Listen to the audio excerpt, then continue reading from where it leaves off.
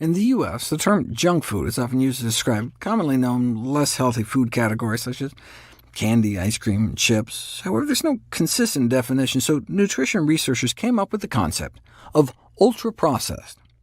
The term ultra-processed food, if you want to call it that, describe industrial formulations that are typically seen in those long lists of ingredients, which, besides salt, sugar, and fat, aren't typically found in any cookbook, like the various flavors, colors, sweeteners, emulsifiers, and other additives used to imitate real foods or to disguise undesirable qualities of the final product.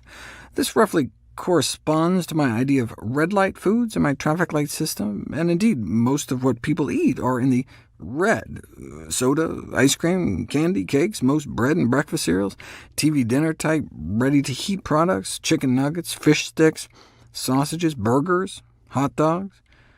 There's been a dramatic rise in ultra-processed foods. In fact, the U.S. food supply is dominated by it. More than 200,000 products were assessed, and 71% were classified as ultra-processed. And of course, they aren't only in grocery stores. Sugary drinks and processed junk are ubiquitous, even at non-food retailers, providing pervasive cues to consume products that are dense in calories but poor in nutrition. As the former president of Coke put it, they want to keep Coca-Cola within an arm's reach of desire.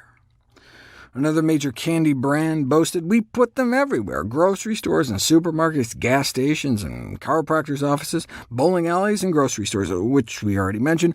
Not sorry. So this is where we are today. What is the proportion of food consumed by U.S. children and adolescents that's classified as junk? An unbelievable 56 to 70% of what our children and teens eat over the entire day is junk. OK, yeah, but kids will be kids. In the United States of America, more than half of the calories taken in across the board is junk. In fact, around the world, ultra-processed foods consistently account for more than 50% of the dietary caloric intake in higher-income countries. No wonder that unhealthy diets are humanity's greatest killer, the leading risk factor for death on planet Earth. What exactly are the health consequences? The biological effects of modern foods has been studied on rats, showing they gorge themselves into dramatic weight gain, inflammation, and metabolic and cognitive abnormalities.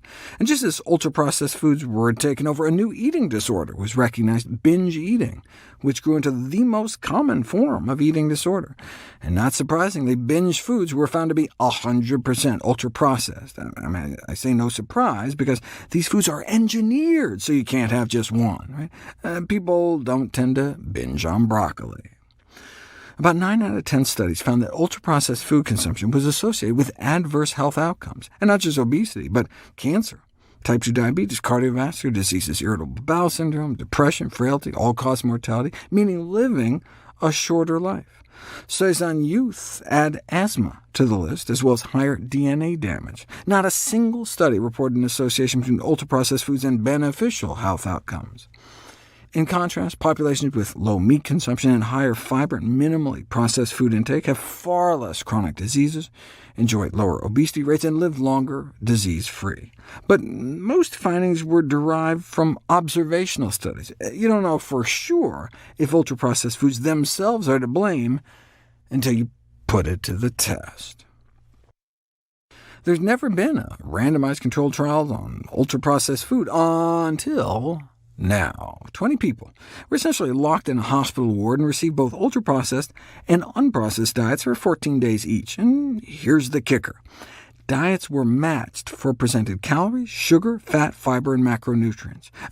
See, in response to criticism, manufacturers are now proposing reformulating their products, keeping them ultra-processed, but just tweaking them by adding some fiber, for instance, or reducing the sugar, fat, or salt. So that's why the researchers wanted to give the study subjects the same amount of calories, sugar, fat, fiber, carbs, and protein in each of the two diets in order to try to tease out the effect of ultra-processing. So, for instance, instead of giving people Cheerios and a muffin for breakfast in the ultra-processed weeks, or a cheese and egg McMuffin with turkey bacon and OJ, they give people oatmeal with blueberries and almonds. Both meals had the same amount of overall sugar and fat, but the unprocessed option was presented more in whole food form. For lunch, the ultra-processed group might get a turkey sandwich with non-fat Greek yogurt, canned peaches, baked potato chips, and a sugar-free Crystal Light lemonade, versus a Southwest entree salad with black beans, avocados, and nuts, and grapes and apples on the unprocessed diet. The same amount of calories offered, with the instruction to eat as much or as little as they wanted. So what happened? On the ultra-processed diet, they ate about 500 more calories a day, so no surprise they gained about 2 pounds on the processed diet, or actively lost 2 pounds on the less processed diet. So it wasn't just the unbalanced nutrient profile of ultra-processed foods, so simply tweaking them wouldn't magically make them healthy. But that's what the industry would rather do. Reformulation is referred to as an unobtrusive strategy, creating the prospect of nutritional improvement without dietary change. What this study showed, however, is it may be better to limit the consumption of ultra-processed foods altogether. Why does industry love them so much? They're made with dirt-cheap ingredients, like taxpayer-subsidized corn syrup, allowing for huge corporate profit margins. But at what cost? The food industry takes in more than $1 trillion, yet most of our healthcare dollars go to treat chronic disease exacerbated by these very same foods, like diabetes and heart disease, so you could argue we lose triple what the food industry pockets. The industry argues that in modern societies it's unrealistic to advise people to avoid ultra-processed foods, given societal time constraints and the difficulties of food prep. But this may just be acquiescing to the same propaganda and disinformation campaign that the processed food industry has used to co-opt families for decades. Those who think healthy foods can't be convenient have never met an apple. That was a response to Dr. Lustig's essay on processed food as a failed experiment. I don't like his mother-blaming, but I do appreciate his prescription. There's only one recourse: real food. We need to start thinking outside of the box.